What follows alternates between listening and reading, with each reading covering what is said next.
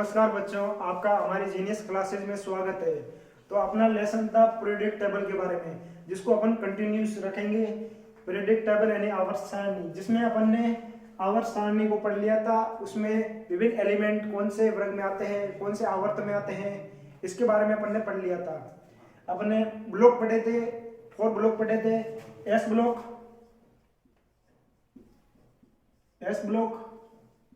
P block, D block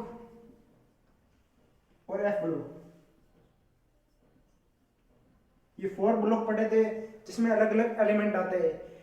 S block में 2 वर्ग आते हैं, जिसे अपन इसमें एक तो आ गया फर्स्ट और दूसरा आ गया सेकंड। फर्स्ट वर्ग के तत्वों को अपन सारे तत्व कहते हैं, यानी कि बेसिक एलिमेंट कहते हैं। और सेकंड वर्ग के तत्वों को अपन सारे मर्दा धातु कहते हैं, यानी कि सारे तत्व होते हैं जो सॉइल के अंतर्गत ज्यादातर पाए जाते हैं। तो ये एस ब्लॉक हो गया। एस ब्लॉक के तत्व ज्यादातर क्या होते हैं, क्रियाशील होते हैं। जैसे अपने पोटेशियम हो गया जो एस ब्लॉक में आता है, सोडियम हो गया जो एस ब्लॉक में आता है। अगर ये किसी भी वाटर के संपर्क में आएंगे या फिर हवा के संपर्क में आएंगे तो ज्वलनशील होने के कारण इनको अपन क्रियाशील बोलते हैं। ज्यादा मतलब बहुत जल्दी क्रिया कर लेते हैं, इसलिए इनकी पैकेजिंग बहुत अपन हाई लेवल तरीके से करते हैं। पैकेजिंग के लिए अपन ठोस सामग्री का उपयोग करते हैं, जिसके ऊपर अपन विभिन्न प्रकार के सोडियम की जो बोतलें होती है उसके ऊपर सिनर भी लगाया जाता है कि ये सामग्री आपके लिए हानिकारक है। इसलिए एस ब्लॉक के ज्यादातर एलिमेंट क्रियाशील होते हैं। फिर अपन ने क्या पढ़ा था, पी ब्लॉक। पी ब्लॉक आता है अपने 13वें वर्ग से लेके 18वें वर्ग के तत्व। कहां से आता है, 13वें वर्ग से लेकर 18वें वर्ग के तत्वों तक। पी ब्लॉक में जैसे कि कहां से स्टार्ट होता है, बोरॉन से स्टार्ट होता है और समाप्त होता है जो बोरॉन बैंगन आलू गाजर इन थैला। अपनी ट्रिक से याद करते थे अपन ने, जो कल पढ़ा था आपने। फिर 13वां वर्ग, 14वां वर्ग, 15वां वर्ग, 16वां वर्ग। 16वें वर्ग को अपन सेल्कोजन वर्ग भी कहते हैं। क्या कहते हैं, सेल्कोजन वर्ग, जो कि 16वें वर्ग को। 17वें वर्ग में हेलोजन एलिमेंट आते हैं। हेलोजन एलिमेंट आ गए, फ्लोरीन आ गया, क्लोरीन आ गया, फ्लोरीन क्लोरीन। इसके बाद अपने आता है फ्लोरीन आ गया, क्लोरीन आ गया, ब्रोमीन आ गया, आयोडीन आ गया। इन 4 तत्वों को अपन मुख्य रूप से लेते हैं। कौन कौन से, हेलोजन में लेते हैं फ्लोरीन, क्लोरीन, ब्रोमीन और आयोडीन। ये 4 तत्व होते हैं जो मुख्य रूप से हेलोजन एलिमेंट कहलाते हैं। हेलोजन एलिमेंट कहते हैं 17वें वर्ग को। 17वें वर्ग को हेलोजन एलिमेंट, क्योंकि इसमें हेलोजन के गुण पाए जाते हैं। हेलोजन तत्व होते हैं वो क्या होते हैं, यानी कि अपना एक इलेक्ट्रॉन ग्रहण करके अक्रिय अवस्था में भी आ सकते हैं। फिर लास्ट आता है 18वां वर्ग। 18 वर्गों को तत्वों को अपन अक्रिय गैसें भी कहते हैं। इसमें क्या आती है, अधात्विक तत्वों के गुण आते हैं, यानी कि जो अधातुएं होती है वो सब 18 वर्ग में आती है। इसके अलावा भी धात्विक गुण पाए जाते हैं विभिन्न तत्वों में, लेकिन जो ज्यादातर गैसें होती है 18 वर्ग की, उनको अपन अधातुओं में गिनते हैं। नॉन मेटल के अंतर्गत आते हैं। 18 वर्ग को अपन नोबल गैस भी कहते हैं। क्या कहते हैं अपन, नोबल गैस। 18 वर्ग को अपन नोबल गैसेस भी कहते हैं। नोबल गैसेस के अंदर, जिसके अंदर अपन सर्वप्रथम पढ़ते हैं, सेकंड नंबर पे आता है हीलियम। हीलियम के बाद आता है नियोन, जो कि 10 नंबर पे आता है। नियोन के बाद आता है अपने आर्गन। आर्गन के बाद आता है क्रिप्टॉन, Kr, जो 35 नंबर पे आता है। क्रिप्टॉन के बाद आता है अपने जीनोन, जो लगभग 88 नंबर के आसपास आता है। Helium, neon, argon, krypton, xenon, तो ये तत्व आते हैं अपने 18 वर्ग में। आर्गन, क्रिप्टॉन, जीनोन तक आ गए। ये एलिमेंट हेलोजन एलिमेंट के अंतर्गत है। अब अपन क्या पढ़ेंगे, बेसिक रूप से एस ब्लॉक का जो नॉर्मली इलेक्ट्रॉनिक विन्यास होता है उसके बारे में आपको बताएंगे। तो बच्चों, एस ब्लॉक के तत्व जिसमें अपन अपने हाइड्रोजन से स्टार्ट होता है और हाइड्रोजन, पोटेशियम वगैरह। जैसे अपन पोटेशियम ले लेते हैं तो क्या आएगा, पोटेशियम के आगे आर्गन आ जाएगा और क्या आ जाएगा, 2s1 आ जाएगा, ये आएगा। यानी कि एस ब्लॉक के तत्वों का सामान्य इलेक्ट्रॉनिक विन्यास क्या होता है। सामान्य इलेक्ट्रॉनिक विन्यास कैसे लिखेंगे अपन एस ब्लॉक के एलिमेंट का, तो वो आपको यहाँ पे दर्शाया जाएगा अभी। तो तो एस ब्लॉक के एलिमेंट के लिए अपन लिखते हैं हाइड्रोजन का लिखते हैं 1s1, हाइड्रोजन हीलियम का लिखते हैं 1s2, हाइड्रोजन हीलियम, भी इसके बाद क्या आएगा हीलियम, जो कि अपने इसमें नहीं आता, एस ब्लॉक में नहीं आता। मान लो इसमें भी एस वाली श्रेणी आती है, लेकिन इसको लास्ट में अक्रिय गैसों में रखा गया है। इसमें आता है लिथियम, लिथियम भी आता है 1s2, 2s क्या आएगा 1, यानी कि अपना इलेक्ट्रॉनिक विन्यास क्या होता है, n की जगह जो नंबर ऑफ पार्टिकल्स है उसकी जगह अपन n रख सकते हैं, तो n रख दिया।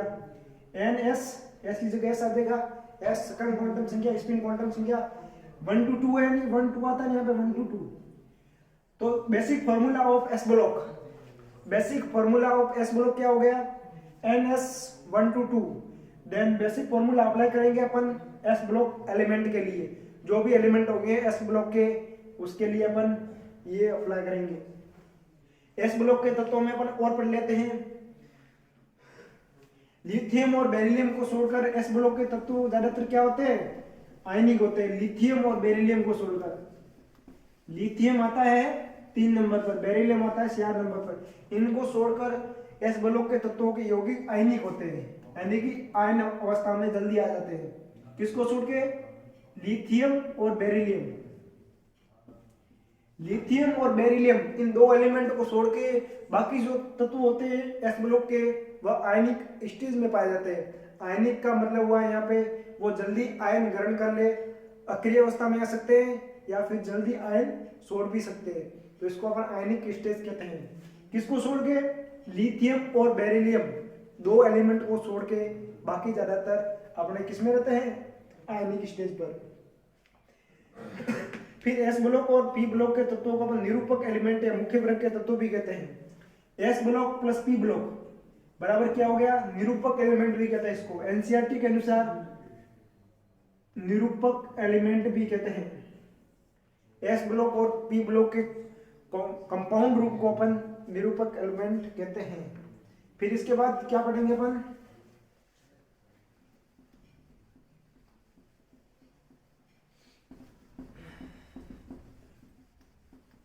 अगर एस ब्लॉक का फर्स्ट जो वर्ग होगा अगर वो 1 इलेक्ट्रॉन त्यागेगा तो क्या होगा, 1 इलेक्ट्रॉन त्यागने के पश्चात वो किस में आ जाएगा, अक्रिय अवस्था में आ जाएगा। और सारे मृदा धातु है जिसमें क्या आता है अपने बेटा ट्री क्या होती है, बेरिलियम से स्टार्ट होता है, बेटा मांगे कार स्कूटर बाप राजी, बेटा मांगे कार स्कूटर बाप राजी, ये क्या ट्रिक है इसकी। तो ये सारे मृदा धातु इसके अंदर क्या होता है +2 होता है, यानी कि 2 इलेक्ट्रॉन त्यागने के पश्चात ये अपनी संक्रमण अवस्था यानी कि अपनी स्टेज पे आ जाता है। कौन सी स्टेज, अक्रिय गैसों वाली स्टेज, यानी कि अपनी न्यूनतम 12 कोश से 2 इलेक्ट्रॉन त्यागने के पश्चात, जैसे मैग्नीशियम Mg+2 होता है तो ये 2 इलेक्ट्रॉन त्यागेगा तभी अक्रिय अवस्था में यानी कि न्यून की स्टेज के बराबर आ पाएगा। तो ये हो गया अपने। फिर अपन पढ़ेंगे पी ब्लॉक के तत्व, पी ब्लॉक एलिमेंट, जिसमें वर्ग नंबर 13 से लेकर वर्ग नंबर 18 तत्व के एलिमेंट आते हैं। तो इसका अपन क्या कहते हैं, एस ब्लॉक और पी ब्लॉक के तत्वों को निरूपक तत्व हो गया, जिसको अपन निरूपक यानी रिप्रेजेंटेटिव एलिमेंट क्या लिखते हैं इंग्लिश में, रिप्रेजेंटेटिव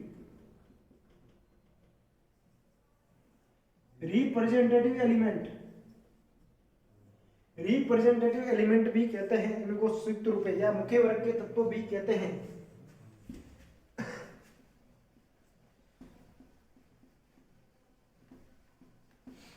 फिर अपन इसके नॉर्मल फॉर्मूले के बारे में बात करेंगे। नॉर्मल फॉर्मूला क्या होगा, अपन Np6 कैसे लिखते हैं, जैसे कि अपन बोरॉन को माने, किसको माने, बोरॉन किस में आता है पी ब्लॉक में, इसका इलेक्ट्रॉनिक विन्यास कैसे लिखेंगे 1s2 2s2, फिर अपने कितने बड़े पी ब्लॉक में कितने 5 नंबर पे आता है तो क्या आ जाएगा 1s2 2s2 और 2p क्या आ जाएगा 1, यानी कि पी ब्लॉक में कितने वर्ग कितने का होता है, ये एस में तो कितने आते हैं एलिमेंट 2 आते हैं 1s2 2s2, पी में कितने आते हैं 3 आते हैं, और डी में कितने आते हैं कक्षक 5 आते हैं, एफ में कितने आते हैं 7 आते हैं।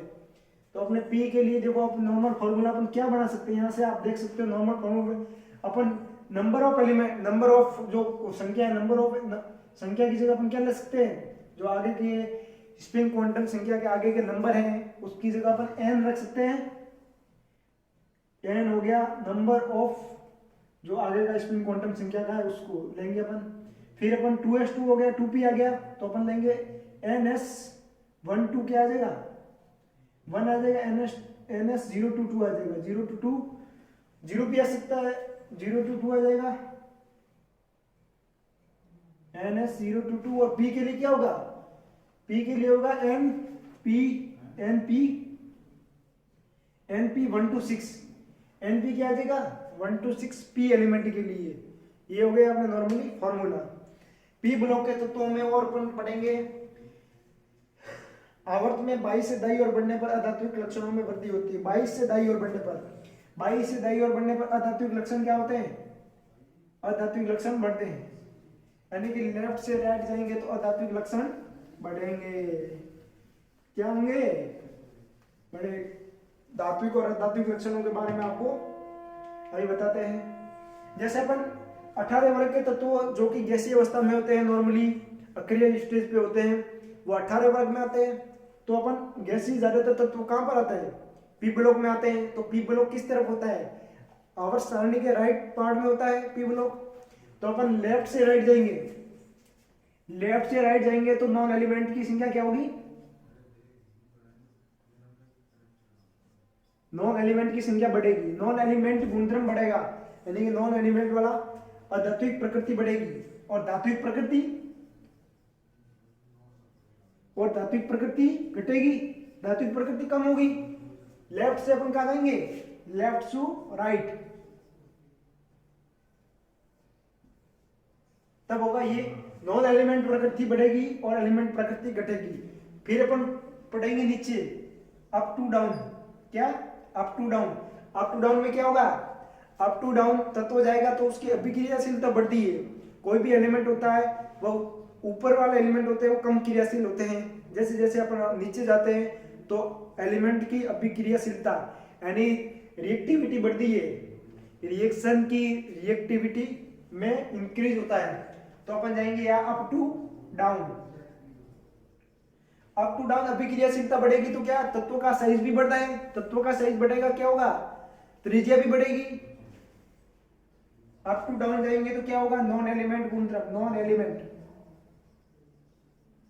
एलिमेंट गुणधर्म में क्या आ जाएगी, नॉन एलिमेंट गुणधर्म क्या आ जाएगी, कमी आ जाएगी।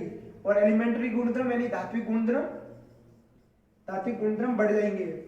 तो केमिस्ट्री का बेसिक रूल है एलिमेंट्री और नॉन एलिमेंट्री तत्वों के लिए यहाँ पे दिया गया है। अपन ने पढ़ लिया 16 वर्ग के तत्व होते हैं उसको अपन किसमें क्या नाम देते हैं, सैल्कोजन। 17 वर्ग को अपन हेलोजन, 18 वर्ग को अपन नोबल गैस या अक्रिय गैस भी कहते हैं। फिर इसके बाद अपन ऋणात्मक इलेक्ट्रॉन लब्धि, नेगेटिव इलेक्ट्रॉन गेन एंथैल्पी के बारे में पढ़ेंगे। सैल्कोजन और 16वें और 17वें इन दोनों वर्गों के तत्वों की उच्च ऋणात्मक इलेक्ट्रॉन लब्धि होती है। Negative electron gain enthalpy, negative electron gain enthalpy, negative electron gain enthalpy वो किसकी सबसे ज्यादा होती है, सैल्कोजन और हेलोजन वर्ग के तत्व होते हैं उनकी सबसे ज्यादा होती है। जैसे इसमें उल्टा सिस्टम हो जाता है, जैसे अपन 18 वर्ग में जाएंगे, 17 वर्ग से डायरेक्ट 18 वर्ग में, तो इसकी इलेक्ट्रॉन लब्धि एंथैल्पी किसकी ज्यादा होगी, 17 वर्ग की ज्यादा होगी। किसकी तुलना में, 18 वर्ग की तुलना में, क्योंकि 18 वर्ग में इलेक्ट्रॉन त्यागने के लिए उसके पास कुछ है ही नहीं, वो तो अपने नोबेलाइज अवस्था में है यानी कि अक्रिय अवस्था में है। इसके लिए 16वें और 17वें वर्ग की क्या होती है, electron negative electron gain enthalpy होती है, यानी कि ऋणात्मक इलेक्ट्रॉन लब्धि एंथैल्पी वो क्या होगी, ज्यादा होगी। यानी कि सबसे कम किसकी होगी, एस ब्लॉक के तत्वों की। फिर लेफ्ट टू राइट, लेफ्ट से राइट कैसे होगी, बढ़ती जाएगी, जिसको अपन इलेक्ट्रॉन लब्धि एंथैल्पी कहते हैं। तो अपने बेसिक गुणधर्म हो गया। अगर साइज लेते हैं तो साइज क्या होता है, साइज होता है वो अप टू डाउन क्या होता है, बढ़ता है। अप टू डाउन साइज का आकार बढ़ता है। लेफ्ट टू राइट क्या होता है, साइज घटता है। साइज में क्या आती है, कमी आती है। और अपन देखेंगे इसके बारे में आयनिक त्रिज्या के बारे में। आयनिक त्रिज्या होती है वो नेगेटिविटी के समानुपाती होती है। किसके समानुपाती होती है? नेगेटिविटी तत्वों के। आयनिक त्रिज्या जिसको अपन आर से रिप्रेजेंटेटिव करते हैं, किससे? आर से अपन रिप्रेजेंटेटिव करते हैं, जो समानुपाती होती है यानी कि नेगेटिविटी के, और व्युत्क्रमानुपाती होती है पॉजिटिविटी के। यानी कि अपन ने मान लो दो, एक दे दिया Mg+2, दूसरा अपन ने दे दिया, दूसरा अपन ने क्या देते हैं यहाँ पे? नेगेटिव वाला एलिमेंट देते हैं, यानी कि अपन ले लेते हैं N-3। तो इसमें से आयनिक त्रिज्या ज्यादा किसकी होगी? समानुपाती होता है नेगेटिविटी के, यानी कि नेगेटिविटी जितनी ज्यादा होगी उतनी ही आयनिक त्रिज्या ज्यादा होगी। तो आयनिक त्रिज्या किसमें ज्यादा होगी? N-3 में क्या होगी? ज्यादा होगी। किसकी तुलना में? Mg+2 की तुलना में। तो अपना ये कंसेप्ट हो गया कंप्लीट। कौन सा? पी ब्लॉक वाला, जिसमें अपन आधात्विक एलिमेंट के गुण, अधात्विक एलिमेंट सब पढ़ लिए, इलेक्ट्रॉन गैन एंथैल्पी भी पढ़ ली। अब पढ़ेंगे अपन डी ब्लॉक। डी ब्लॉक जिसको अपन क्या कहते हैं?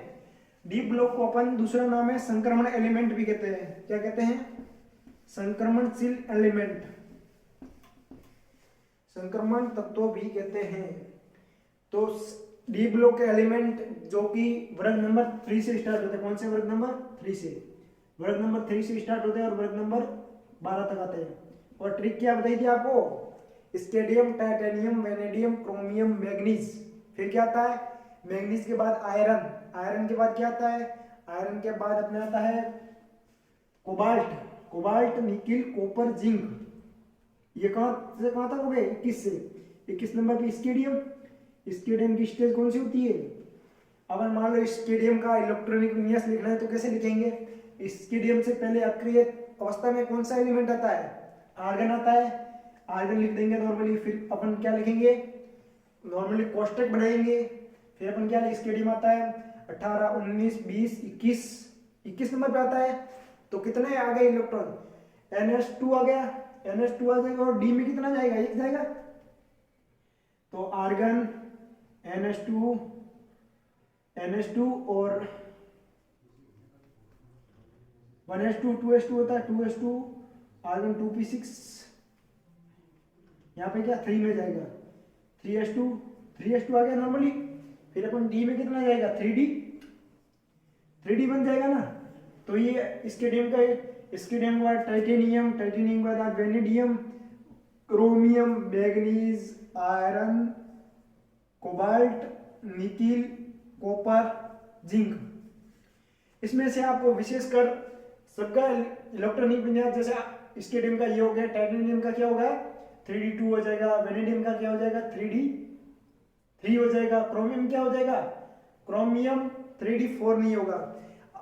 आपने ज्यादातर डी ब्लॉक के एलिमेंट की जो आवर्त नंबर 4, पीरियोडिक टेबल में आवर्त नंबर 4 आता है, जिसमें स्केडियम से लेकर जिंक तक एलिमेंट आते हैं, यानी कि 21 से लेकर 30 तक। इसमें 2 अपवाद आते हैं मुख्य रूप से। पहला आता है क्रोमियम, दूसरा आता है कॉपर।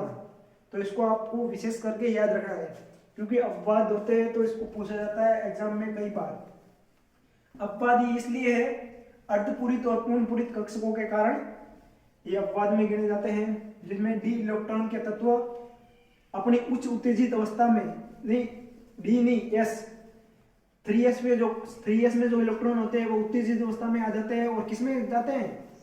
डी ब्लॉक के कक्षकों में गमन कर जाते हैं। जैसे क्रोमियम में वैसा ही होता है, क्योंकि क्रोमियम में कितने आते हैं? D4 आते हैं। लेकिन D4 क्या होता है? अस्थायी होता है। स्थायी क्या होता है? अर्धपूरित कक्षक ज्यादा स्थायी होते हैं। किससे? अपूर्ण कक्षकों से। तो D4 तो कम स्थायी हो जाएगा, इसलिए क्रोमियम का अपन इलेक्ट्रॉनिक विन्यास D4 से रिप्रेजेंटेटिव नहीं करते। किससे करेंगे? S ब्लॉक का, यानी कि 3s का एक इलेक्ट्रॉन उत्तेजित अवस्था में आएगा और 3s के कक्षक से किस में जाएगा? उत्तेजित अवस्था में D के कौन से कक्षक में जाएगा? 5 के कौन से नंबर? 5 कक्षक नंबर। 5 कक्षक होता है ना, 1 2 3 4 5। तो यहाँ पे गमन कर जाएगा। इसमें CR होते हैं जो कि क्या होते हैं? अस्थायी होते हैं। तो आपको अपन क्रोमियम का क्या लिखते हैं अपन? इलेक्ट्रॉनिक विन्यास। तो क्रोमियम के लिए इलेक्ट्रॉनिक विन्यास कैसे बच्चों अपने डी ब्लॉक का सामान्य इलेक्ट्रॉनिक विन्यास पढ़ा था, डी ब्लॉक एलिमेंट का, जिसमें अपन ने अपवाद के रूप में क्रोमियम और कॉपर का इलेक्ट्रॉनिक विन्यास के बारे में कल बात कर रहे थे। तो आज कॉपर का इलेक्ट्रॉनिक विन्यास पढ़ेंगे। क्रोमियम का तो बता दिया था, कॉपर का इलेक्ट्रॉनिक विन्यास वो भी एक प्रकार का क्या है, अपवाद है। तो क्रोमियम का क्या होता है इलेक्ट्रॉनिक विन्यास, अपन ने पढ़ा था क्रोमियम जिसमें 3s क्या आता है, 3s2 होना ही सी, 3s2 4d 3d4 ये होना चाहिए। लेकिन होता क्या है कि s का इलेक्ट्रॉन उत्तेजित अवस्था जैसे डी ब्लॉक में गमन कर जाता है। और ये गमन क्यों करता है, उत्तेजित क्यों होता है इलेक्ट्रॉन, इसका कारण अपन ने क्या बताया था कि सबसे ज्यादा जो कक्षक होते हैं उसमें स्थायित्व किनका होता है, पूर्ण पूरित कक्षक का स्थायित्व सबसे ज्यादा होता है, उसके बाद अर्धपूरित, उसके बाद अपूर्ण कक्षक होगा। तो यहाँ पे डी में 5 कक्षक होते हैं। मान लो अपन ने कितने कक्षक बनते हैं, 1 2 3 4 5, तो 4 इलेक्ट्रॉन आ जाएंगे तो क्या होगा, अपूर्ण। तो क्रोमियम स्थायित्व अवस्था में रहना पसंद करेगा, इसलिए एस ब्लॉक से एक इलेक्ट्रॉन क्या आ जाएगा, उत्तेजित अवस्था में इलेक्ट्रॉन जाकर उत्तेजित अवस्था से इसमें जाएगा, तो ये अर्धपूरित हो जाएगा। यानी कि अर्धपूरित होने के कारण इनका स्थायित्व आ जाएगा, इसलिए अपन इसका इलेक्ट्रॉनिक विन्यास क्या लिखते हैं, इलेक्ट्रॉनिक विन्यास 3s1 क्या लिखेंगे अपन, इलेक्ट्रॉनिक विन्यास क्या लिखेंगे, आर्गन। क्रोमियम का लिखेंगे आर्गन 3s1 और 3d5 क्या लिखेंगे, 3d5। ये क्रोमियम का इलेक्ट्रॉनिक विन्यास हो गया। फिर अपन कॉपर में ये रूल लागू होता है, कॉपर का लिखेंगे आर्गन। कॉपर आता है 29 नंबर पे पीरियोडिक टेबल में। तो इसके बाद अपन लिखेंगे क्या, 3s1 और 4d क्या 3d10 लिखेंगे। अब रूल के अनुसार तो क्या आना चाहिए, 3s2 और 4d9 आना चाहिए, क्योंकि 29 नंबर पे आता है। लेकिन यहाँ पर 10 इसलिए आएगा क्योंकि अपूर्ण कक्षक होते हैं, अपूर्ण जो कक्षकों का इलेक्ट्रॉन भरे जाते हैं वो ज्यादा स्थायित्व, किससे ज्यादा स्थायित्व होते हैं, पूर्ण पूरित। अगर उत्तेजित अवस्था से एक इलेक्ट्रॉन, यहाँ पे क्या होते हैं 2 होते हैं, तो 2 से अवस्था से क्या होता है, यहाँ पे 2 इलेक्ट्रॉन होते हैं, तो यहाँ से एक डी ब्लॉक में गमन कर जाता है। यहाँ पे d9 नहीं होते हैं, तो क्या बन जाता है, d10 बन जाते हैं। उत्तेजित अवस्था में इसलिए इलेक्ट्रॉन आता है क्योंकि ये इसको स्थायित्व प्रदान करता है, क्योंकि जब कक्षक पूरे भर जाएंगे इलेक्ट्रॉन से तो वो ज्यादा स्थायी होगा। इसी कारण ये दोनों अपवाद है। तो आपको ये डी ब्लॉक में याद रखना है, डी ब्लॉक यानी कि संक्रमण तत्व। इसमें आपको ये याद रखना है कि क्रोमियम और कॉपर क्या होते हैं, अपवाद होते हैं, जिसको अपन अपवाद के रूप में मानते हैं। क्या मानते हैं, अपवाद के रूप में मानते हैं, अपवाद के रूप में मानते हैं। फिर उसके बाद अपन डी ब्लॉक में पढ़ा था, डी ब्लॉक के एलिमेंट क्या होते हैं, कलरफुल होते हैं। और क्या पढ़ा था डी ब्लॉक में, डी ब्लॉक के तो जो एलिमेंट होते हैं वो मैग्नेटिक इफेक्ट दर्शाते हैं। कौन सा इफेक्ट, मैग्नेटिक इफेक्ट दर्शाते हैं, चुंबकीय प्रभाव दर्शाते हैं। चुंबकीय में कौन सा प्रभाव दर्शाते हैं, अनुचुंबकीय और प्रतिचुंबकीय। चुंबकीयता का गुणसूत्र जिसको अपन म्यू से प्रदर्शित करते हैं, μ0 से मैग्नेटिक इफेक्ट दर्शाते हैं। और दूसरा क्या था, कलरफुल। कैसे होते हैं डी ब्लॉक के तत्व, कलरफुल होते हैं, यानी कि रंगीन होते हैं ज्यादातर। और डी ब्लॉक में अपन ने क्या पढ़ा था, इनको क्या कहते हैं, डी ब्लॉक के एलिमेंट को अपन ब्रिज एलिमेंट भी कहते हैं। और ये अति क्रियाशील होते हैं। एस ब्लॉक के एलिमेंट में अपन ने पढ़ा था कि एस ब्लॉक के एलिमेंट क्रियाशील होते हैं, लेकिन डी ब्लॉक के एलिमेंट क्या होते हैं, अति क्रियाशील। यहाँ पे वर्ड है अति क्रियाशील होते हैं और बीज का काम करते हैं, यानी कि एस ब्लॉक और पी ब्लॉक को आपस में ज्वाइंट करते हैं, यानी कि एक प्रकार के सेतु का कार्य करते हैं, ब्रिज का। इसलिए डी ब्लॉक के एलिमेंट को अपन ब्रिज एलिमेंट भी कहते हैं। क्या कहते हैं, ब्रिज ब्लॉक या ब्रिज एलिमेंट भी कहते हैं। ये पढ़ लिया। और डी ब्लॉक में अपन ने क्या था, नॉर्मल फार्मूला भी पढ़ा था। अपन ने क्या पढ़ा था, नॉर्मल फार्मूला n-1 डी कहां से कहां तक होता है, डी कहां से कहां तक, 1 से 10 तक ns 0 to 2। ये होता है सामान्य इलेक्ट्रॉनिक विन्यास डी ब्लॉक का। ये भी अपन ने पढ़ा था। डी ब्लॉक के एलिमेंट भी अपन ने पढ़े थे, कहां से स्टार्ट होते हैं, स्केडियम, titanium, vanadium, chromium, manganese, iron, cobalt, निकल, कॉपर और जिंक। और इसके बारे में अपन क्या पढ़ा था, उत्प्रेरक के बारे में पढ़ा था कि डी ब्लॉक के एलिमेंट में उत्प्रेरक ज्यादातर उत्प्रेरक होते हैं वो डी ब्लॉक के तत्वों में आते हैं। किसमें आते हैं? अपन ने एक रिएक्शन लेते हैं अपन यूरिया की, जो यूरिया अपन खेतों में प्रयोग करते हैं। यूरिया का फॉर्मूला होता है normally NH2 C double bond NH2 NH2 C double bond NH2 यानी कि कीटोन समूह आता है इसमें। तो यूरिया का निर्माण होता है अमीनो यौगिकों से। किससे होता है? अमीनो यौगिक से। अमीनो यौगिक, अमीनो कंपाउंड, विभिन्न प्रकार के अमीनो कंपाउंड होते हैं, उसमें उत्प्रेरक डालते हैं। अब यहाँ पे अपन ने ये क्यों पढ़ा यूरिया? क्योंकि इसमें इसको बनाने में उत्प्रेरक की भूमिका, यानी एक इस रिएक्शन को ज्यादा उत्प्रेरित करते हैं वो डी ब्लॉक के एलिमेंट होते हैं, जिसमें आता है अपन मुख्य रूप से निकेल Na, निकल, कोबाल्ट, निकेल कौन से नंबर पे आता है? 20, निकेल 28 नंबर पे आता है। और इसका इलेक्ट्रॉनिक विन्यास होता है 3s2 8 पे आता है तो 3d8 हो जाएगा। आर्गन NH3s2 3d8 इसका इलेक्ट्रॉनिक विन्यास होगा निकेल का। तो उत्प्रेरक की तो उत्प्रेरक की उपस्थिति में ये दूसरे अपन ने Hg पढ़ा तो कमरे के तापमान पर द्रवस्था में पाया जाता है। अपन ने इस प्रकार से डी ब्लॉक के एलिमेंट को पढ़ा था, इनको संक्रमण तत्व भी कहते हैं। अब पढ़ेंगे अपन एफ ब्लॉक। क्या पढ़ेंगे? F block element. F block के एलिमेंट को अपन क्या कहते हैं? एफ ब्लॉक के एलिमेंट को अपन क्या कहते हैं बच्चों? आंतरिक संक्रमण तत्व, इंटरनल संक्रमण तत्व। अपन ने डी ब्लॉक के एलिमेंट को पढ़ा था संक्रमण तत्व नॉर्मली कहते हैं। एफ ब्लॉक के एलिमेंट को लिखेंगे क्या? आंतरिक संक्रमण तत्व। और एफ ब्लॉक में कौन कौन सी श्रेणी आती है? एफ ब्लॉक में दो श्रेणी आती है, लेंथेनोड और एक्टिनोड। लेंथेनोड कहां से स्टार्ट होता है? एलए, जो कि 57 नंबर पे आता है। लेंथेनम एलए जो कि 57 नंबर पे आता है। और लेंथेनम कौन से आवर्त में आता है? 6 आवर्त में और तीसरे वर्ग में आता है। ये आपको विशेष बात ध्यान रखनी है। कौन से आवर्त में आता है? 6 आवर्त में और तीसरे वर्ग में। इसके बाद लेंथेनोड श्रेणी होती है, उसको बाहर रखा गया मोजले ने। मोजले ने लेंथेनोड श्रेणी बाहर रख दी। क्यों रख दी? इसके पीछे का अपने पास रीजन भी है बच्चों। रीजन ये है कि उनका सही रूप से वर्गीकरण नहीं हो रहा था, ब्लॉक के एलिमेंट को सही रूप से प्रदर्शित नहीं हो पा रहे थे, इसलिए उन्होंने दो लेंथेनोड और एक्टिनोड श्रेणी को उठा के बाहर रख दिया गया ताकि सही रूप से तत्वों को सुसज्जित रूप से आवर्त सारणी में रखे। यानी मोहल्ले की आवर्त सारणी थी जो कि किसकी आवर्ती फलन थी? परमाणु क्रमांक के आधार पर इन्होंने प्रदर्शित की थी। तो लेंथेनम के बाद 57 पे आता है, यानी कि एफ ब्लॉक का पहली सीरीज होती है जो कि 6 आवर्त में आती है और 58 से स्टार्ट होती है। किससे होती है? 58 से। लेंथेनम के बाद क्या आता है? सीजीएम सीई से स्टार्ट होती है।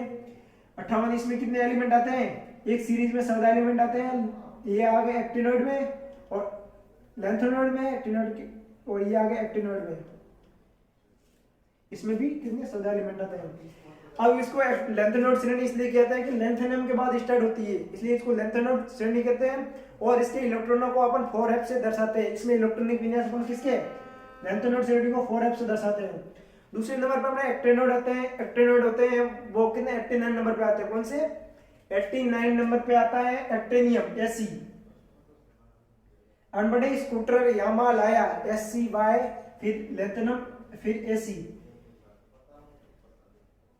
क्या पढ़ते हैं अपन? Ase आर्सेनियम, यानी किसके बाद? ये हो गया लेंथेनोड, ये हो गया एक्टिनोड। एक्टिनोड आता है 89 नंबर पे। तो अपने जो एक्टिनोड के एलिमेंट्स तब तो स्टार्ट होते हैं वो कहां से स्टार्ट होते हैं? 90 से स्टार्ट होते हैं। ये 89 नंबर पे तो Ase यहाँ पे आ गया और डायरेक्ट स्टार्ट होंगे 90 से, इसलिए एक्टिनियम से स्टार्ट होती है, इसलिए इस श्रेणी को एक्टिनोड श्रेणी भी कहते हैं। और इसके एलिमेंट को अपन 5f से प्रदर्शित करते हैं। किससे? 5f से प्रदर्शित करते हैं। किससे प्रदर्शित करते हैं बच्चों? 5f से। केमिस्ट्री पढ़ना कैसा है? बहुत सरल है। अगर आपको याद हो जाए केमिस्ट्री आप आसानी से पढ़ सकते हो, जिसमें आपको कोई परेशानी नहीं आएगी। फिर अपन आगे का देखेंगे, कौन सा? आगे का अपन देखेंगे एलिमेंट को, एफ ब्लॉक के एलिमेंट का फिजिकल स्वरूप देखेंगे। एफ ब्लॉक इसका यूज देखेंगे।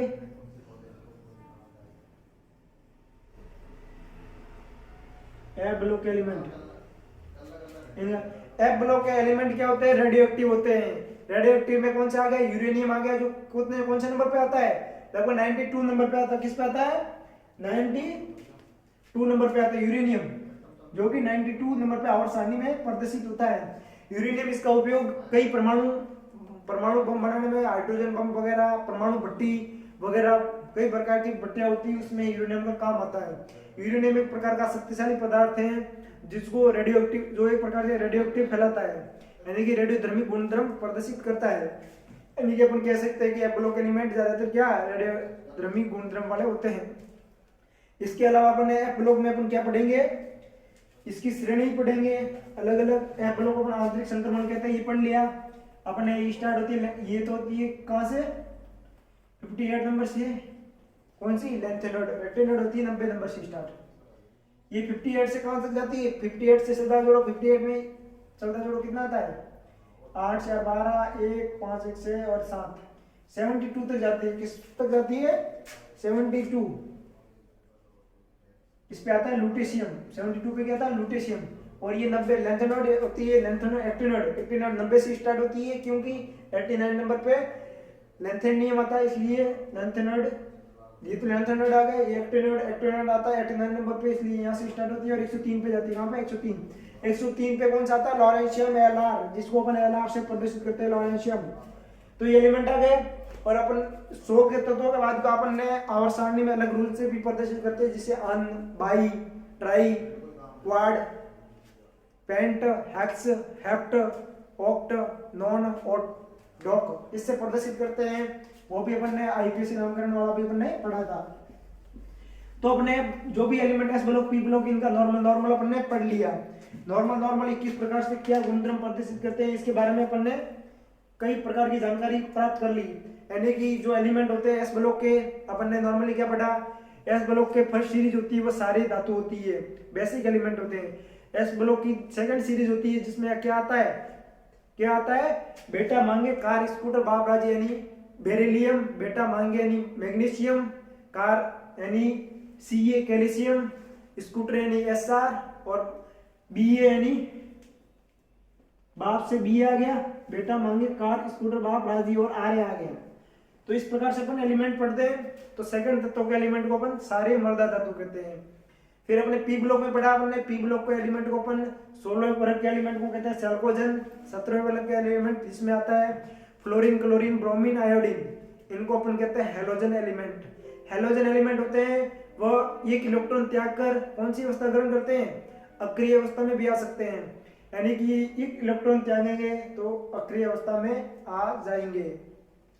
तो ये अपन ने पढ़ा था। इसके अलावा अपन ने क्या पढ़ा था, और इलेक्ट्रॉन ग्रहण एंथैल्पी के बारे में पढ़ा था, साइज के बारे में पढ़ा था, और किसके बारे में पढ़ा था, त्रिज्या के बारे में पढ़ा था, आयनिक त्रिज्या के बारे में पढ़ा था। आयनिक त्रिज्या अपन ने किसके समानुपाती पढ़ी थी, आयनिक त्रिज्या समानुपाती होती है ऋणात्मक चार्ज के, और व्युत्क्रमानुपाती होती है पॉजिटिव चार्ज के। तो ये अपने नॉर्मली जो गुणधर्म आते हैं पीरियोडिक टेबल में वो अपन ने पढ़े थे, एस ब्लॉक के, पी ब्लॉक के, डी ब्लॉक के और एफ ब्लॉक के। इसके अलावा अपन ने धातु और अधात्विक गुणधर्म भी पढ़े थे। अधात्विक गुणधर्म होते हैं जो लेफ्ट से राइट जाने पर बढ़ते हैं, और अप टू डाउन क्या होते हैं, लेफ्ट से राइट घटते हैं और अप टू डाउन बढ़ते हैं। इसका रीजन भी अपन ने बताया था। क्या रीजन बताया था, क्योंकि गैसीय प्रवृत्ति बढ़ती है लेफ्ट से राइट। और अप टू डाउन क्या होता है, अप टू डाउन साइज भी बढ़ता है, अप टू डाउन तत्वों की अभिक्रियाशीलता भी बढ़ती है। साइज कैसे बढ़ेगा, ऊपर से नीचे, जो ऊपर छोटे छोटे तत्व आते हैं हाइड्रोजन हीलियम छोटे आकार के, तो नीचे जाते हैं जैसे जैसे नंबर ऑफ परमाणु भार बढ़ेगा, परमाणु की संख्या बढ़ेगी, वैसे वैसे इलेक्ट्रॉनों की संख्या बढ़ेगी, वैसे वैसे परमाणु संख्या और इसका साइज भी बढ़ेगा। जैसे अप टू डाउन साइज बढ़ गया तो लेफ्ट टू राइट क्या होगा, साइज में कमी आएगी। फिर अपन इलेक्ट्रॉन एक पढ़ा था अपन ने, इलेक्ट्रॉन गेन एंथैल्पी, ऋणात्मक इलेक्ट्रॉन गेन एंथैल्पी सबसे ज्यादा किसकी पढ़ी थी अपन ने, 17वें वर्ग यानी हेलोजन एलिमेंट की सबसे ज्यादा होती है इलेक्ट्रॉन ग्रहण एंथैल्पी। क्यों होती है, क्योंकि 18वें वर्ग पे अक्रिय गैस या नोबल गैस आती है।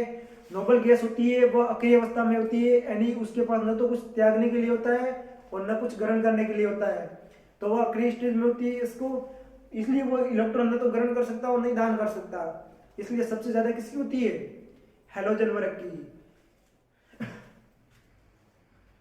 फिर इसके बाद अपन क्या पढ़ेंगे, उत्कृष्ट गैसों के बारे में पढ़ लिया था अपन ने। फिर अपन पढ़ेंगे धातु, अधातु और उपधातु के बारे में। किसके बारे में, धातु, अधातु और उपधातु के बारे में, यानी कि फर्स्ट पेपर मेटल गुण क्या पढ़ेंगे, मेटल, मेटल गुणधर्म, सेकंड नंबर पे नॉन मेटल, नॉन मेटल, और थर्ड नंबर पे मेटलॉइड। धातु, अधातु और उपधातु अपन ने पढ़ लिया तो कौन कौन से एलिमेंट धातु धात्विक गुणधर्म प्रदर्शित करते हैं और कौन कौन से अधात्विक होते हैं, यानी कि अधातु के गुण प्रदर्शित करते हैं, नॉन मेटल होते हैं। तीसरे पढ़े अपन मेटलॉइड गुणधर्म, जिसकी आपको ट्रिक होती है शिवजी ऐसी आंटी तेरी, कौन सी, शिवजी ऐसी आंटी। इस ट्रिक से आपको ये एलिमेंट के नाम याद रखने हैं। उपधातु वो होती है, इसकी उपधातु यानी कि धात्विक और अधात्विक दोनों लक्षण इसमें पाए जाते हैं। तो इसकी ट्रिक आपको नॉर्मली डायरेक्ट याद रखनी है, शिवजी ऐसी आंटी तेरी। शिवजी का मतलब होगा ऐसे ही, जी का मतलब होगा जी जर्मेनियम, और शिवजी ऐसी यानी कि आर्सेनिक, आंटी यानी एसबी एंटीमनी, तेरी यानी टी टेलेरियम। तो ये 5 एलिमेंट होते हैं जिसको आपको याद रखना है, ये उपधातु होते हैं, यानी मेटलॉइड होते हैं। शिवजी एससी आंटी तेरी, सिलिकॉन, जर्मेनियम, आर्सेनिक, एंटीमनी और टेलेरियम, ये 5 एलिमेंट उपधातु में आते हैं। नॉन मेटल में कौन आंसर, ज्यादातर गैसीय प्रवृत्ति की यौगिक एलिमेंट, और मेटल में आते हैं, मेटल में जो धात्विक गुण प्रदर्शित करते हैं। धातु में कौन कौन से आते हैं, जो गैसीय प्रकृति के अलावा एलिमेंट होते हैं वो किसमें आते हैं, धातु में आते हैं। जैसे आयरन हो गया, ये कई सारी धातु है जो आयरन क्या लोहे को प्रदर्शित करती है। आयरन को अपन क्या कहते हैं नॉर्मली भाषा में, लोहा भी कहते हैं। लोहे का फॉर्मूला भी निकलता है, क्या निकलता है, जब आयरन और शुद्ध आयरन और ऑक्सीजन मिलता है और नमी मिलती है, साथ में थोड़ी नमी भी होनी चाहिए, नमी से जंग बहुत जल्दी से बनती है। जैसे बारिश के टाइम होता है, बारिश के टाइम जंग होती है वो लोहे पे जल्दी लगती है, क्यों लगती है, क्योंकि आयरन के साथ नमी और नमी के साथ साथ जल भी होता है, तो उसके बारिश होने के कारण जंग का फॉर्मूला इस तरह से अपन प्रदर्शित करते हैं। तो अपन ने ये तीनों पढ़ लिए गुणधर्म, मेटल के, नॉन मेटल के और मेटलॉइड के। अब पढ़ेंगे अपन साइज के बारे में, आयनिक त्रिज्या की साइज। मान लो 2 एलिमेंट दे दी Mg+2 और 2 एलिमेंट दे दी Mg+2, एक दे दिया Mg+2, दूसरा दे दिया O2-2। इसमें से सबसे ज्यादा आयनिक त्रिज्या किसकी होगी, ऑक्सीजन की क्या होगी, ज्यादा हो जाएगी। दोनों एलिमेंट दे दी, क्यों ज्यादा होगी, क्योंकि आयनिक त्रिज्या होती है वो किसके समानुपाती होती है, ऋणात्मक गुणधर्म के, और व्युत्क्रमानुपाती होती है पॉजिटिविटी गुणधर्म। फिर अपन ने एस ब्लॉक में अभिक्रियाशीलता पढ़ा था, धात्विक लक्षण पढ़ा था, और इसके अलावा अपन ने एस ब्लॉक और पी ब्लॉक को अपन कंपाउंड रूप से क्या कहते थे, निरूपक एलिमेंट यानी कि रिप्रेजेंटेटिव एलिमेंट भी कहते हैं। निरूपक एलिमेंट कहते हैं क्या, हिंदी में निरूपक कहते हैं, इंग्लिश में कहते हैं रिप्रेजेंटेटिव एलिमेंट। एस ब्लॉक और पी ब्लॉक के एलिमेंट को सम्मिलित रूप से इसके इनको मुख्य वर्ग के तत्व भी कहते हैं, क्योंकि ये मुख्य तत्व ज्यादातर गिने जाते हैं एस ब्लॉक के और पी ब्लॉक के। तो अपन ने यहाँ पे क्या S block, P block, D block और एफ ब्लॉक का शॉर्ट इंट्रोडक्शन ले लिया, इसके बारे में गुणधर्म पढ़ लिया अपन ने। इसका अपन ज्यादा जानकारी या विस्तृत नॉलेज अपन इसके खुद के चैप्टर है, एस ब्लॉक का अलग से अपना चैप्टर है, आगे पी ब्लॉक का अलग से, डी ब्लॉक, एफ ब्लॉक, इसको अपन आगे विस्तृत रूप से पढ़ेंगे, ज्यादा एक्सप्लेन करेंगे उन चैप्टर में, क्योंकि वो एक उसी रिलेटेड चैप्टर है पूरा। तो उसमें उनके गुणधर्म, भौतिक गुणधर्म, रासायनिक गुणधर्म और कई एक्सप्लेन चीजें करेंगे, आयनिक त्रिज्या वगैरह पढ़ेंगे, एक्सप्रेशन वगैरह भी पढ़ेंगे। यहाँ पे आपको जो नॉर्मल जानकारी मिलनी थी, इनके नाम, इलेक्ट्रॉनिक विन्यास जो अपवाद बताए वो आपको याद रखना है, डायरेक्ट एग्जाम में पूछे जाते हैं। और बाकी जो भी है आपको फॉर्मूले से बता दिया, तो उन फॉर्मूलों को आपको याद रखना है। और याद कैसे रखोगे, आपको परमाणु संरचना में पढ़ाया गया था, जैसे द्विगुणित क्वांटम संख्या जिसको अपन एल से निरूपण करते हैं, और क्या पढ़ा है, मुख्य क्वांटम संख्या जो एन से, ये परमाणु संख्या में, परमाणु स्ट्रक्चर में अपन पढ़ चुके हैं। और क्या पढ़ चुके हैं, मैग्नेटिक नंबर पढ़ सके हैं, मैग्नेटिक नंबर के अलावा स्पिन क्वांटम संख्या भी पढ़ सके हैं। तो इन्हीं के आधार पर ही फॉर्मूले बनते हैं और इलेक्ट्रॉनिक विन्यास बनता है। इलेक्ट्रॉनिक विन्यास अपन ने रूल भी पढ़े थे, पाउली अपवर्जन रूल, और कौन सा पढ़ा था, आपबाउ का रूल, पाउली अपवर्जन। इन रूल के आधार पर भी अपन इलेक्ट्रॉनिक विन्यास के तत्वों का पढ़ते हैं।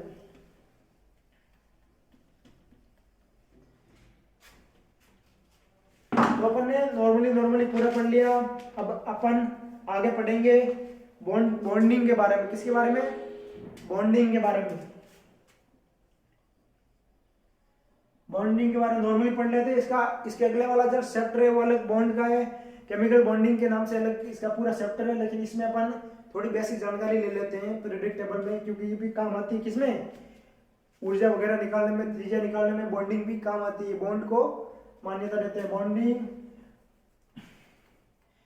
जैसे अपन किसमें लेते हैं, मैग्नीशियम और मैग्नीशियम के मध्य क्या होती है, बॉन्डिंग होती है।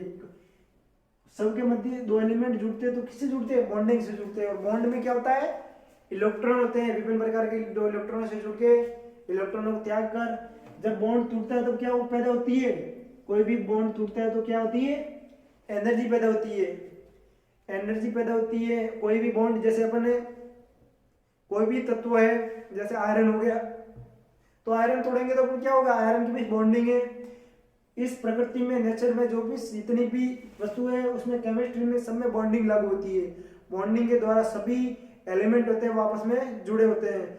आयरन के विभिन्न एलिमेंट आपस में जुड़कर लोहे की वस्तु बनाते हैं, जिसको अपन आयरन नाम देते हैं, लेकिन अपन उस वस्तु को अलग अलग नाम रखते हैं। तो आखिरकार होती क्या, आपस में बॉन्डिंग तो होती है, उसे अपन बहुत छोटे रूप में पढ़ते हैं बॉन्डिंग। जैसे अपन बायोलॉजी में किसको पढ़ रहे हैं, सेल को पढ़ते हैं, कोशिका को पढ़ते हैं। उसी प्रकार से यहाँ पे अपन केमिस्ट्री में बॉन्डिंग को लेते हैं। बॉन्डिंग जो कि इलेक्ट्रॉनों से बना होता है, इलेक्ट्रॉनों को अपन देख नहीं सकते, तो बॉन्डिंग को अपन कैसे देख पाएंगे। तो बॉन्डिंग टूटेगी तो क्या होगी, एनर्जी पैदा होगी। और विभिन्न तत्वों के आपस में इलेक्ट्रॉन त्यागने और इलेक्ट्रॉन ग्रहण करने आधार पर अलग अलग बंध लंबाई होती है। बॉन्ड लेंथ, बॉन्ड स्ट्रेंथ, इसके भी अपन आगे पढ़ेंगे पूरे किसकी बॉन्ड स्ट्रेंथ ज्यादा होती है, किसकी बॉन्ड स्ट्रेंथ कम होती है, उसके बारे में। ये इसके परमाणु की संयोजकता पर निर्भर करता है, उसके इलेक्ट्रॉन त्यागने पर भी निर्भर करता है। फिर इसके बाद अपन बॉन्ड भी कई प्रकार के होते हैं, सहसंयोजक बॉन्ड, कोवेलेंट बॉन्ड कहते हैं, जिसे अपन आयनिक बॉन्ड होता है जो कि विभिन्न आयनों के मध्य बनता है। तो इस प्रकार के अलग अलग बॉन्डिंग भी अपन पढ़ेंगे। संयोजकता आपको पता है, संयोजकता क्या होती है। संयोजकता अपन मान लो संयोजकता होता है, उसका अपन मीनिंग क्या दे सकते हैं, मीनिंग ऑफ संयोजकता क्या होता है। संयोजकता होती है बाहरी कोश, यानी कि बाहरी कोश होता है कोई भी, जैसे अपन कार्बन हो गया, कार्बन के बाहरी कोश में कितने इलेक्ट्रॉन है, जैसे कार्बन हो गया 1s2 2s2 और फिर कितने आएंगे, कार्बन आता है 6 नंबर पे आता है, तो 4 इलेक्ट्रॉन तो भर दिए एस में। फिर पी में कितने भरे जाएंगे, 2 और भरे जाएंगे, तो क्या आ जाएगा 2p2 आ जाएगा। यानी कि दो बातम कोश में 2 इलेक्ट्रॉन है तो उसकी संयोजकता कितनी होगी, 2 संयोजकता होगी। तो बातम कोश वाली ही वो संयोजकता आगेकार मान्यता, उसको ही अपन संयोजकता में गिनते हैं।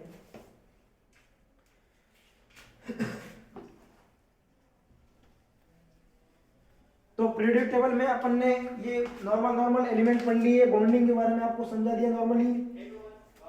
इसके बाद अपन नॉर्मली आगे क्या पढ़ेंगे, विभिन्न एलिमेंट लेंगे अपन। मान लो 3-4 एलिमेंट लेते हैं, आपको इनको क्या बताना, परमाणु साइज बढ़ाना, साइज।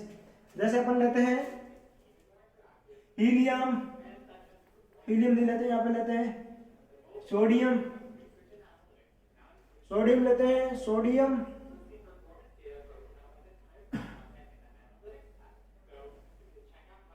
के बाद अपन क्या लेते हैं, कैल्शियम, सोडियम कैल्शियम के बाद अपन लेते हैं फ्लोरीन के बाद और क्या ले लेते हैं अपन, बोरॉन। अब इसमें क्या बताना अपन, अब साइज बताना, इसमें से सबसे ज्यादा साइज किसका होगा।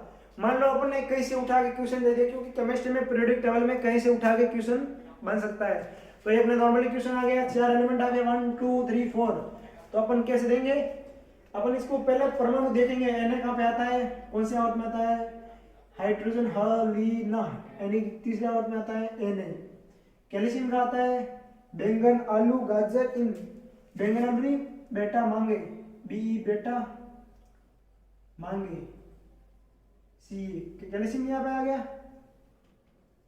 यानी नीचे आ गया। फिर फ्लोरीन कहाँ पे आता है, फ्लोरीन आता है सोडियम के बाद आता है, फ्लोरीन ऊपर आता है, यानी कि इससे क्या आता है, सोडियम से तो ऊपर आता है, क्योंकि सोडियम से पहले वो आएगा फिर सोडियम आएगा, यानी कि फ्लोरीन आ गया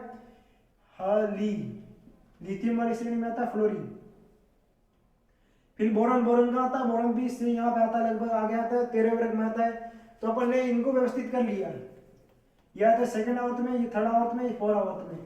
तो अपन मानेंगे परमाणु साइज होता है वो क्या होता है, अप टू डाउन बढ़ता है, यानी कि इनमें से सबसे ज्यादा किसका होगा, अप टू डाउन बढ़ता है, यानी कि इसका ज्यादा हो गया, फिर इसका हो गया, ऐसे हो गया। लेफ्ट टू राइट क्या होता है, घटता है, लेफ्ट टू राइट क्या होगा, घटेगा, यानी कि इसका कम हो गया, इसका ज्यादा हो गया।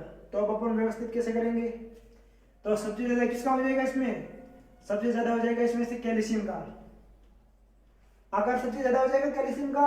और अपन पता कैसे लगाएंगे, परमाणु को अपन पहले देख लेंगे भाई ये यहाँ पे आता है, अपन माइंड में इमेज बना देंगे भाई ये एलिमेंट यहाँ पे आ गया, तो कैल्शियम सबसे ज्यादा आ गया। फिर अपन क्या सोडियम ले लेंगे, फिर क्या ले लेंगे, सोडियम से कम क्या बेरिलियम, बोरॉन, बेरिलियम नहीं बोरॉन, फिर उसके कम क्या है फ्लोरीन, तो फ्लोरीन का आकार क्या हो गया, सबसे छोटा हो गया, तो ये राइट ऑर्डर आ गया।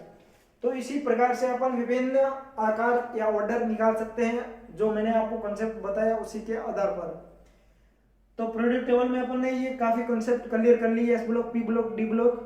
तो बच्चों आज का अगर वीडियो अच्छा लगा हो तो वीडियो को लाइक कर दीजिए, और अगर चैनल पर नहीं हो तो चैनल को सब्सक्राइब कर लीजिए, और ऐसी ही वीडियो लेके मिलते हैं अगले नए टॉपिक के साथ। तब तक के लिए थैंक यू।